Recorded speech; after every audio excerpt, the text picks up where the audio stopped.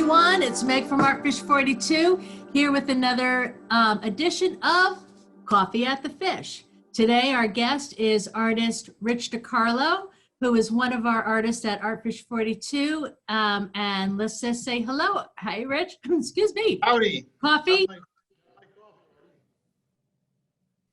Stay close to that mic. Will do. All right. So we're having our coffee. We're going to have a discussion. Let's talk about a couple of things. First of all, you are director of, not only you're an artist and an artist at Artfish42, but you're also the director of what? The Valley Arts Council in the lower Naugatuck Valley in Connecticut. I've been doing that for like almost 15 years now. It's supposed to be a 2-year job, but I guess nobody wants to. Everybody's lining up to do it. Yeah, that's also because you do it well. Well, hopefully, yeah. With the Valley Arts for 15 years, and you do a lot of festivals and stuff over there too, right? I do a lot of festivals. I am also the events coordinator for the city of Ansonia, and we run a lot of big events up there and regional items and stuff like Rock the Valley and a couple of minor things. But basically, it's a party plan. It's on a grand scale, and it's fun. Always a good challenge. All right, there you go. I know anytime you have to put together, it's amazing. People don't know all the little mechanics and nuances that go on behind. Exactly. There's a lot of life behind the scenes. Exactly. So let's talk a little bit about your art career and your art background. So you're from New York. Yes. From New York. I've been making art since I was a little kid, like 6 years old. I painted a still life. My first still life was like tempera paints on masonite. You don't use them on, you learn quickly, you don't use temperas on masonite, but I got it done somehow. And I still have that painting today from 6 years old. And everybody asks, what are you, nuts? I was painting a still life at a 6-year-old. And I go, well, that's what artists do. They paint still lifes, right? I want to be an artist. So I just painted what I was expected. And I did my thing, and it was actually pretty good. Still to this day, pretty good for a 6-year-old, painting with temperas on masonite as it is, people thought a teenager did it. So it was a good thing to do. So I did that. Then I went on from that. I grew up. Then as I got to the New York City scene, I worked in a couple of galleries down in Manhattan, down on Wooster Street. I worked with the Graphic Artists Guild. I worked with the Graphic Artists Guild, working on advocacy and stuff for the artists' rights and stuff like that. So that gave me a background for the legal parts of the arts, being affiliated with the Arts Council and stuff. So that was my shoe-in from there.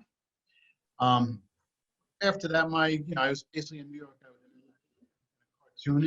a cartoonist. Just say that front part again. For years, I was an illustrator and a cartoonist for many years out of New York City with, dealing work for publishing and magazines and stuff like that. And then when the computer came out, it kind of killed the industry, and I went to focused on fine art. And hence I'm making pretty pictures and fun things now, but with a purpose, supposedly, please myself first. And some pretty pictures you do indeed. So let's actually, behind me, we have some of your work. And this is the Fisher Price series, correct? Yes, my homage to Fisher Price. I figured I want to do something outside the box. So first thing I was thinking was make the pictures come out of the box. So everything I do protrudes outside the frame. Second thing I want to do is take something everybody knows, Fisher Price. We all had that when we were little kids. Mm-hmm. And I didn't get the idea until I was walking one day, walking to work. And in the garbage was a Fisher Price house and a box of little people. And I go, oh, that's so sad. They're going to end up in a dump somewhere. I saved them, and they sat in a box on my workbench for God knows how long, maybe 5, 6 years. And then finally it hit me, let me make art with this. So I made, remember we did Moby Dick, the very first one was that Moby Dick piece we did. It was kind of fun, but had a creepiness to it, you know. So it's that little nuance there. You have something very familiar, you put it in a scene, whereas you put it in a scene where it contradicts, you know, kind of, so it makes it interesting. It brings on the interest with the, you know, seeing a playful toy in, let's say, a serious situation and stuff. So that's when Moby came into play. You know, who would ever think of the little people, Captain Ahab being, you know, getting killed with Moby Dick and stuff, being strapped in with harpoons and stuff. Oh, I know. Those, and that, some of those were, well, you know what? We could say it was graphic because we think of the Fisher Price things, but when you read Moby Dick, it's Very graphic, yes. yeah. So you have to pay homage to the literary, and also we're illustrating a point with the characters. So, you know, nothing sacred. You can apply. I figure you can apply it to anything, and as you will see, you can basically apply it to basically anything. You could even rock the boat a little with the little figurines and stuff like that, which I have. I've had some pieces that were banished, just kind of funny, from galleries and stuff, and I go, really? This is Fisher Price, you know? But hey, happens, you know. You touch the right chord, but that's what art does. You know, so you try it, see what you get away with, and you have to, you know, you take it with a grain of sand, you know, grain of salt, and move on, you know. So, but it's a good piece when it makes you think and talk about it. So it's, Absolutely. You know. And you have some pictures to share with us of some of the process that you do. So that we're going to look at this one right here, the yellow submarine. Oh, yellow submarine. Yellow submarine is actually that was a hard one to do. A lot of work involved with that. Mm-hmm. And what I did was, you know, it's you know, people don't realize it's not like each element of that had to be structured in itself. It's each piece is a separate artwork on that. So it's a compilation of many little sculptures. So the Blue Meanie, he was tough to do. So the Blue Meanie is he was very difficult. He's made out of foam, terracotta clay, and you know, he's painted with acrylic paints and then lacquered over. Yellow submarine is made of aluminum and foam and glass and wood, and it's just amazing what's involved with him. And you know, so I try to get the capture the essence of everything. And if you can see the yellow submarine there. Yep, I see the yellow submarine. Yellow submarine, it's basically it's aluminum. The periscopes are hand carved out of wood. The portholes are brass, and the yellow under the yellow is actually aluminum, light aluminum, which is glued down and stuff, and it's sanded and molded into place. And also in the back of that, you can see all the foam I cut up to make that. So it's quite an undertaking. It's you know, people don't realize what goes into some of our artworks.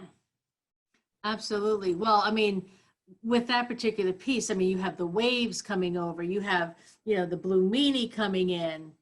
It's pretty amazing. And here we have the Blue Meanie under construction. Now you can see the foam involved. He sculpted out of foam first. Then I go over with terracotta clay, and there's some plastic involved, and it's quite a mess. It's a very messy thing. It just, if you only seen my basement studio, what it looks like after this gets done, the foam, shreds of foam, terracotta all over the place. It's just it's a mess. And God forbid my wife lets me bring something upstairs. It's like never.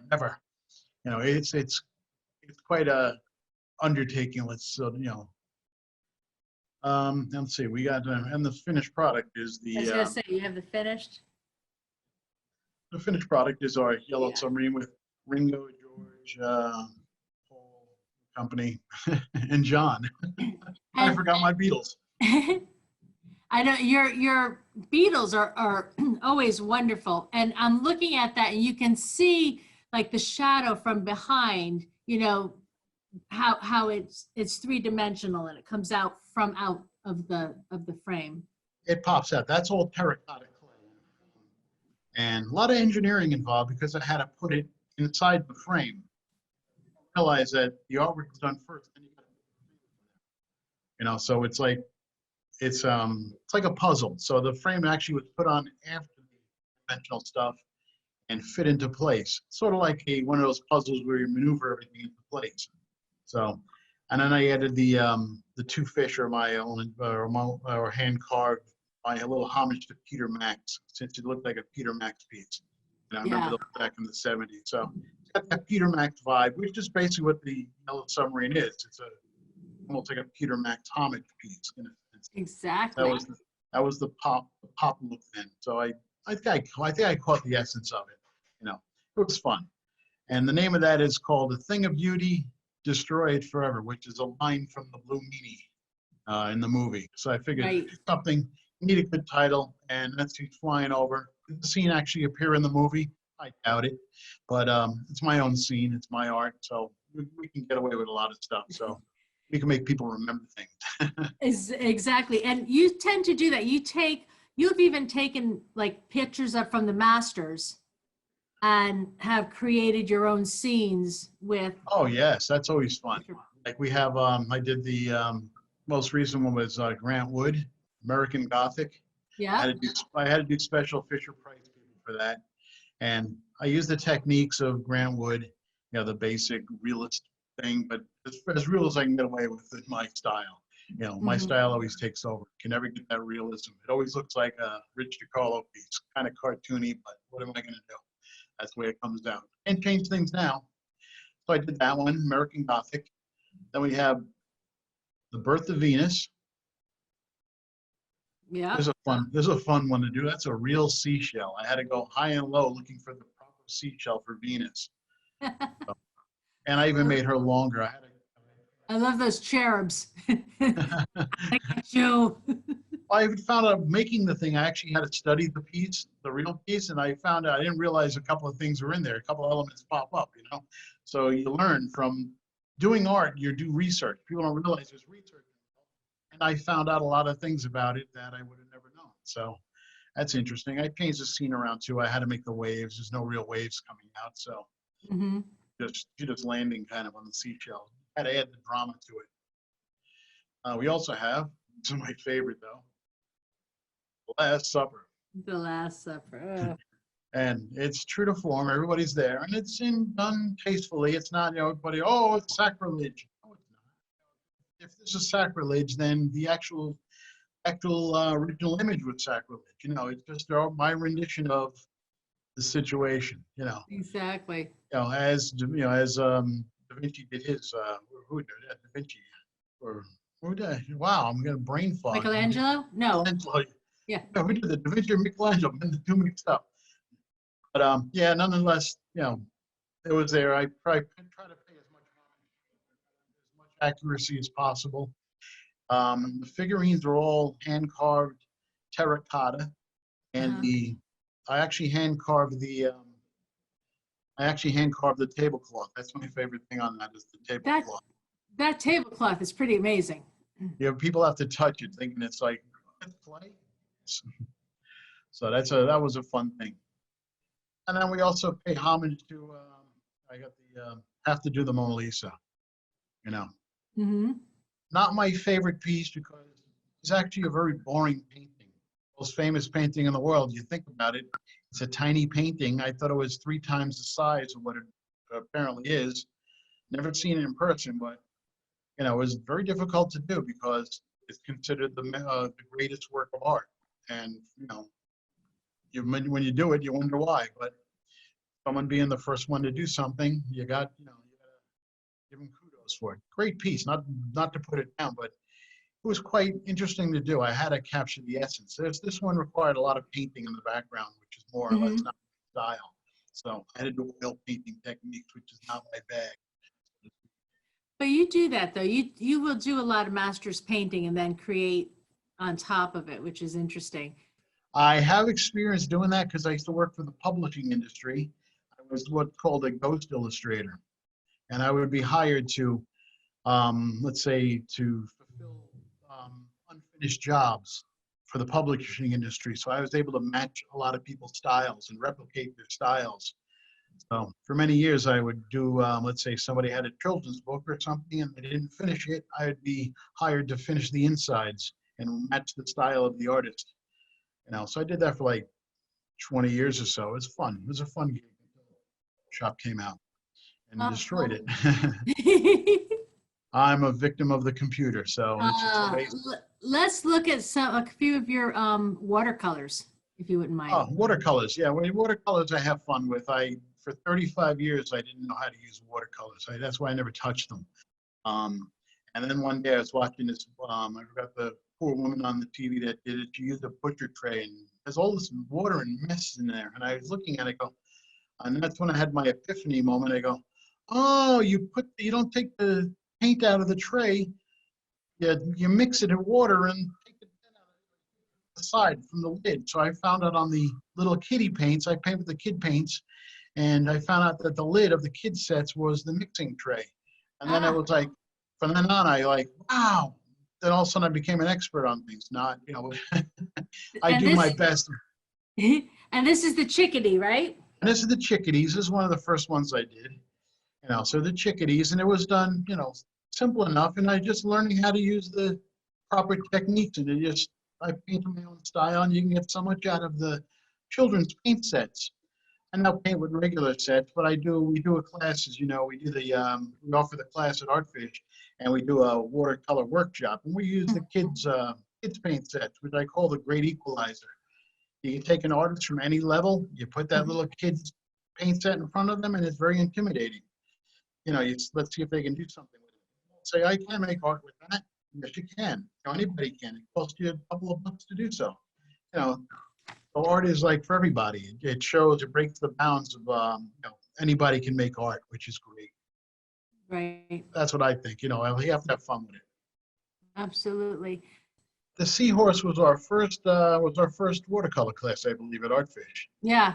So that was a fun one. And it was. And I have to tell you, Rich, that seahorse. Yes. It's like he had a little too much coffee. Oh, definitely, yeah. Well, they have that weird eye. As real as possible, but it's the style. When I'm fighting with reality, because I get that mix of reality and cartoony, which is kind of disturbing. It works, and sometimes it doesn't work. But that's what it is. I can't control that. There you go. Oh my gosh. Well, I mean, you really run the gamut in your styles. I mean, I know you had fun there doing a few that were the techniques of the masters, right? Like the Admiral and his wife. And then you had Captain Kidd. Oh, Captain Kidd, he's under construction. Is he? I've probably aged his face. He would have been if we were in my studio, he would have been behind me. He's on the wall right now. He's getting a makeover. We do have, I believe, Lucinda. She's the new one. And she's the female pirate? Yes. Lucinda was painted during one of our, the anniversary, I believe. Uh-huh. It was done in the anniversary. That was the demonstration painting, and she ended up coming out better than we thought, Yeah, she's amazing. Oh. Is she? Yeah. Yeah. She has a little mischievous look, like. Yeah, it's just she's done without references. I do like I have a problem. Let's say it's not a blessing. It's I paint what I call is I refer to myself as a projectionist. So I project whatever my imagery on the paper. So it's in my head. So I have my own tracing table or my own, camera Lucinda in my head, and I can project something onto the paper and just draw whatever I think, And it's great until you're driving on the highway and you're doing something else and the pictures are popping up. You have no control of them. So I'll be wiping away out of my, driving the car. My wife will go, "What are you doing?" And I go, "I'm just erasing a picture." You're supposed to be driving. Yeah, but I can't stop things. It just happen. So exactly. I'm able to project, and I get a goofy look at it. Things they may not be 100% what I want, but I can get pretty close. So if anybody can hit me with, you can sit there and ask me to draw things, and if I have seen it once in my life, it can probably come up. I could probably good chance I can draw it. Like if somebody wants to come up, hey, can you draw a 1972 LaFrance fire engine? Yeah, why not? I remember I saw one of those, and I'll come up and I'll come pretty close. A lot of my cars and trucks, people, autophiles will look at it and go, well, that's not a Chevy truck. I go, in my head, that's my Chevy truck. It wasn't invented. I don't know. When I was painting it, I couldn't tell whether it was a Chevy, a Dodge, or a Ford. So it's like a hybrid. It's Yeah. what my mind puts together. And the only thing I can think of anything in the movies that people can associate with it is that movie with What Dreams May Come, or whatever it was with Robin Williams when he Yeah. goes to find his wife, goes into hell or something. That's what it is. When you're seeing things they're not, you're seeing things that you're not be able to control 100%. Your mind just takes over, and you're just a victim of whatever's in your mind. It's a blessing, and it's also a curse, but you live with it. It's fun. It's freeing. I can do, I have a studio, and anywhere I have a studio. So anywhere I am, I have a studio with me. So Yep. it's not a big deal. So I enjoy it. It's me, So I'll take that to the grave one day, and just nobody will know how they do that. How'd you do this? That's part of the fun of it all. I don't have to sit there and use a reference thing. So, does it work all the time? No, I have piles of things that were attempted and discarded, but that's, everybody has that. We all have that file. I have 35, 40-year-old paintings that you would just throw out that I will finally do one day or finish one day, but they call them my nemesis. I have two paintings. Stupid tiger painting, this dumb tiger painting, and it's about 35 years I've been working on this. It's nailed to the wall down on my little studio, and it's nailed to the wall. And every once in a while, I touch it and I change the color here. I alter that, but it's never going to be done because something's wrong with it. I cannot figure it out, and I'm not going to give up on it. So 20 years from now, I'll probably finish it and I'll show you, and it'll probably be $1 million painting on a $5 frame. But it's just one of those things. It's an artist curse. So artists all get that. You all have that. All of us as artists have that situation. Something bothers you. You have to conquer your muse, so to speak. The other one is I have a painting up in my attic studio that's sitting in the side. It's on an easel, and it's just sketched out. That's been sitting for 22 years. And the problem with that is I love the painting so much that if I finish it, I'll have to sell it. If that makes sense to somebody, please tell me. I think it's the stupidest thing, but it's one of those things haunting me. I'll look at it. I looked at it the other day, and it's like, maybe I should. And then I go, nah, I'll leave it alone because then I'll have to sell it. Exactly. And it's just, otherwise my artwork, I'm not married to my art. I'll make it. I can make another one, I say, but there are certain things you can't make another one of, or you're not going to be able to do, or you don't want to be bothered with. Yeah. Kind of gets in the way. It's part of the creative process. Exactly. And I think that's the thing. I think sometimes we become so emotionally involved, it becomes part of us when we do a painting that we look at it and go, no one will ever know what I put in. Exactly. And it's that's the mystique of it. You see some people, a lot of people don't respect you. You'll see a painting there for $300. Like, oh, you're going to get $300 for that? And they go, yeah, you don't know what goes into that. You don't have a clue what went on there. Now, yes, I paint down. I'm blessed with being able to knock something out fast once I have it in my head. So I can knock out something in an hour and a half, 2 hours. That looks like somebody did in a month, But I'm not married to it. I don't, care. But people don't realize there's that thinking process, involved. Some people don't have a process they go through, and you do things step by step. I'm just going to put this color down. I'm not happy with it. I have to marry this color to this now. And by the time you're done, you've got a month, 2 months into a painting, and you don't realize it. People don't respect that. They can't identify it. So. Exactly. Well, Rich, thank you so much. thank you. It's been a Yes. pleasure. We have learned a lot about you, and if you want to see more of Rich's pieces, you can come to Artfish42.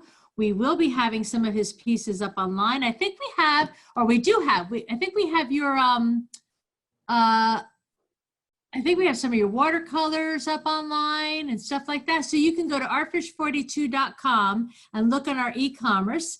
And we will be doing more and more online as well, virtual tours, things like that. Or you could come down to Artfish42, give us a call, whatever. We can send you pics and let you see. And for now, and oh, and if you, we have our YouTube channel. I had to think of what I was talking about. We have our YouTube channel, Artfish42. You could go there, subscribe, and or you're here now, subscribe, hit the little button there that says like and subscribe. And if you hit the little bell, it's going to let you know when the next video comes out. And Rich, it's been a pleasure. It's been a pleasure indeed. Thank you very much. And ladies and gentlemen, thank you so much. Don't forget, we're coffee at the fish. You guys have a great day, and we will see you soon.